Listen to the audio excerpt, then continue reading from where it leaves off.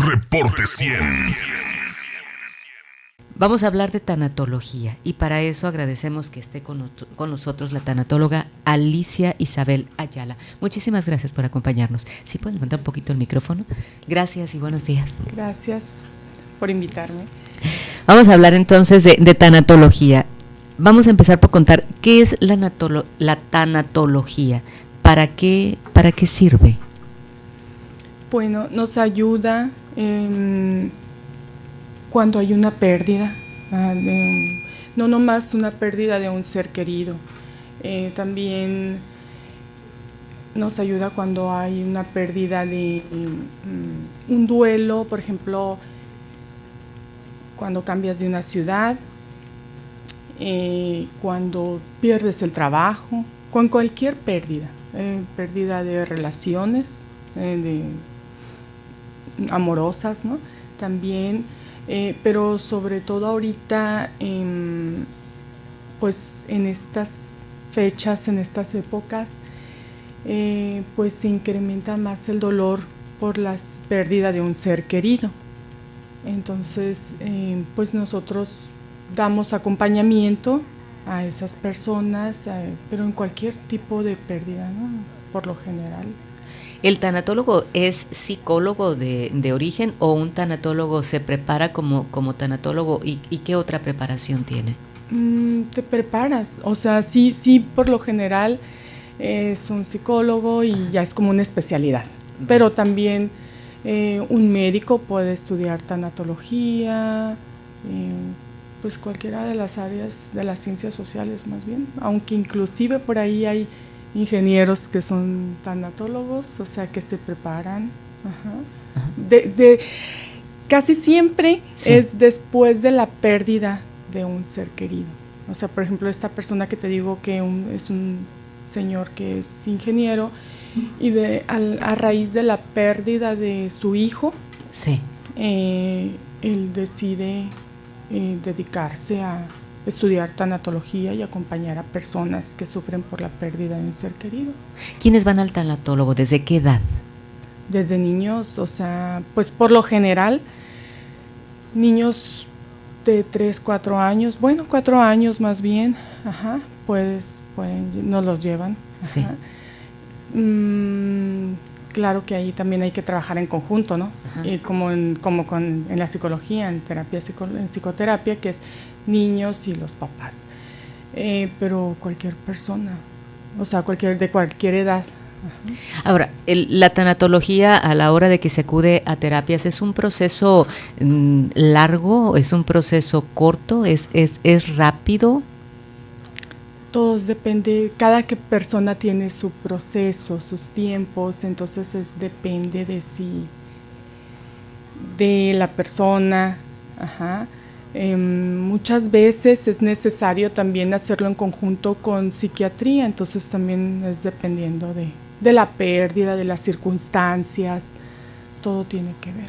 Sabemos los seres humanos enfrentar, bueno, si bien está hablando la tanatóloga Alicia Isabel Ayala de la persona que enfrenta el duelo, ahora, los que estamos alrededor, ¿sabemos cómo tratar a la persona que está en duelo? ¿Sabemos decir las palabras que ayuden realmente? Por lo general no. ¿Cuáles son los errores que cometemos? Por ejemplo, decimos cosas así como, ya no llores, él ya está muy a gusto, él ya está descansando, pero por ejemplo las personas no queremos escuchar eso. O por ejemplo, hay gente que dice, ya tienes un ángel que te está cuidando, entonces dices, ¿para qué quiero un ángel? O sea, que no está conmigo, yo lo quiero conmigo, yo quiero que me acompañe aquí, yo quiero verlo, abrazarlo, tocar. O ya pasó mejor vida, dicen. Entonces son frases hechas que, por ejemplo, el llanto molesta, o sea, está hecho para molestar desde que cuando uno nace el bebé llora para que la mamá voltee a verlo, ¿no? Entonces nos molesta. Entonces las demás personas no queremos ver sufrir, no queremos ver llorar a la persona que vaya que está sufriendo, que perdió un ser querido, entonces le dices, ya no llores, no lo dejas descansar, frases así, entonces no, eso no ayuda, porque tenemos que dejar que esa persona se desahogue, que esa persona llore, que saque su emoción, que acompañarlo sin decir nada, o sea, escuchar, que llore contigo, llorar junto con él, a ver qué sientes, pero no necesitamos tener palabras, porque no hay palabras en ese momento que nos consuelen. Entonces, nomás con que estemos ahí haciendo presencia, abrazándolo, brindándole tu hombro, tu oído, tus brazos que lo abracen, que le digan, aquí estoy para lo que tú quieras, lo que tú necesitas, si necesitas desahogarte, aquí estoy. Ahora nos dicen que el duelo tiene varias etapas. Recuérdenos cuáles son estas etapas y cómo reacciona, y si es en el orden en que ocurren o no necesariamente. No necesariamente, pues es la negación, la aceptación. La primera es la negación. Ajá. ¿Y luego viene? La negación, el enojo, bueno, son varias, ¿no? Sí. Son 4. Son sí. 4. Hay algunos autores, son 5. Pero sí. Ahorita, fíjate, ahorita es más como las tareas. Ahorita, ¿por qué? Porque mira, mucha gente se confundía en decir, ya voy como si fueran palomitas, como que lo vas palomeando. Estoy en la negación, estoy en la frustración, estoy en el enojo, estoy en la aceptación, que son las tareas, ¿no? Uh-huh. Y como que, pero hay momentos en los que en los que vienen oleadas del dolor, o sea, el duelo es como las olas del mar, ¿no? Entonces, cuando vienen fechas significativas, entonces otra vez dices, como que volví a empezar, como que estoy en la negación, o como que... Entonces, se confundían y dicen, voy para atrás. Entonces, no, en el duelo nunca vas a retroceder, sino que son esos momentos, fechas significativas que por el momento estás pasando. Entonces, ahí es cuando ellos se confundían, o nos confundimos más bien. Entonces hay autores, personas, tanatólogos más que ya han hecho estudios y todo eso, entonces que dicen, el duelo es de hacer tareas, trabajarlo, porque el duelo se trabaja, no es nomás de encerrarte y solitas esas etapas van a ir pasando. Entonces por eso se le llama trabajo de duelo. Entonces ahorita son las tareas. ¿Qué pasa si una persona no vive su duelo? ¿Qué pasa si cada una de esas etapas, o se queda en una de esas etapas? ¿Qué ocurre? Se complica. El duelo se complica, es cuando te digo, muchas veces ya hay que ir a psiquiatría, se puede convertir en una depresión ya muy avanzada. El duelo que no se vive, que no se siente, ese duelo que no se trabaja, ese duelo va a salir tarde o temprano, en otra pérdida, en cualquier... se viene a salir a los años, entonces... pues. ¿Por qué no viven algunas personas el duelo? ¿Qué se los impide? Porque muchas veces es negarlo, es no querer sentir ese dolor, hacer como si nada pasó. ¿O es su dinámica de trabajo, o las actividades que tiene le impiden también? Sí, muchas veces sí, te metes tanto en tu trabajo para no sentirlo. ¿Y afecta? Sí, afecta. Afecta también puede en insomnio, andar enojado. O sea, en las emociones. Aquí es hablar de las emociones. La clave es hablar. ¿Cuánto tiempo normalmente suele durar un duelo? Mira, normalmente pues hay autores que dicen 2 años, 2 años y medio, a lo mucho 3.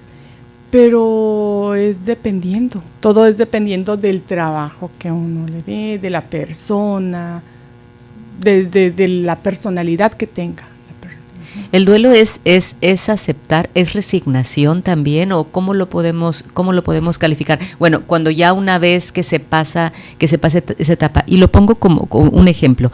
En una ocasión, una señora, usted recordará, no sé si en el caso de la tanatóloga o de nuestro público, hubo un caso de una familia que tuvo un accidente viniendo de la carretera de Nogales a Hermosillo y perdió a sus hijos, a todos sus hijos. No recuerdo si eran 2 o 3 hijos los de la señora. Y ocurre luego lo del tema de la guardería.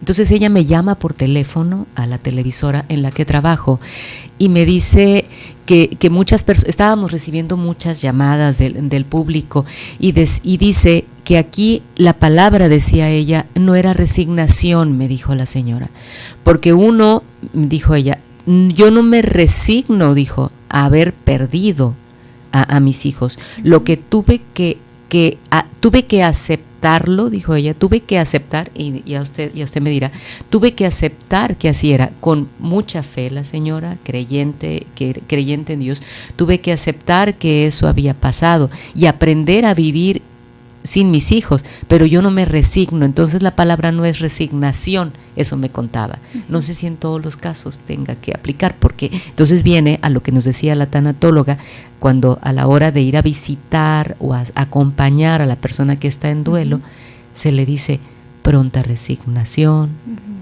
o esto habrá de pasar, o cosas por el estilo. Son, pues sí, otra vez volvemos, son frases hechas, pero no, nadie nos resignamos a perder a nuestro ser querido. Entonces, aquí es aprender a vivir. Sí, muy ciertas esas palabras. O sea, es aceptar lo que pasó, trabajar en ello y sentir todo en ese trabajo, como te comento, de duelo, es aceptar, trabajar, sentir esas emociones, tristeza, enojo, frustración, todo lo que sentimos, pero también aprender, o sea, ya la culminación de del duelo es aprender a vivir con la ausencia de nuestro ser querido, ¿no? Y son distintos los duelos dependiendo de la manera de morir de la persona. Sí, claro. ¿Cuál es el de mayor impacto? ¿El inesperado? Así es, el inesperado. Es un shock, la persona pues está en shock. O sea, aunque cuando son... Por ejemplo, enfermedades terminales. Más o menos uno sabe el desenlace. Ahí ya uno no sabes cuándo, claro que duele, pero no sabes el momento en que va a ocurrir, pero ya más o menos te esperas. Pero cuando es una pérdida, un accidente, un suicidio, entonces sí, es más, o sea, pues es el impacto, ¿no? ¿Puede una persona que no recibe una ayuda profesional o que no supo afrontar el duelo, puede también trastornarse su mente? Sí. O sea, si no lo... hay personas que se dejan, vaya, morir, o sea, yo ya no, mi vida no tiene sentido, la pérdida del sentido, y si no te dejas ayudar, entonces pues te encierras y claro que te trastorna. Es una pérdida muy grande para esa persona y no lo supera, o sea, no lo acepta nunca, no lo trabaja. ¿Cómo contactarla para, si una persona necesita del apoyo de una tanatóloga, cómo acudir a qué número de teléfono, redes sociales?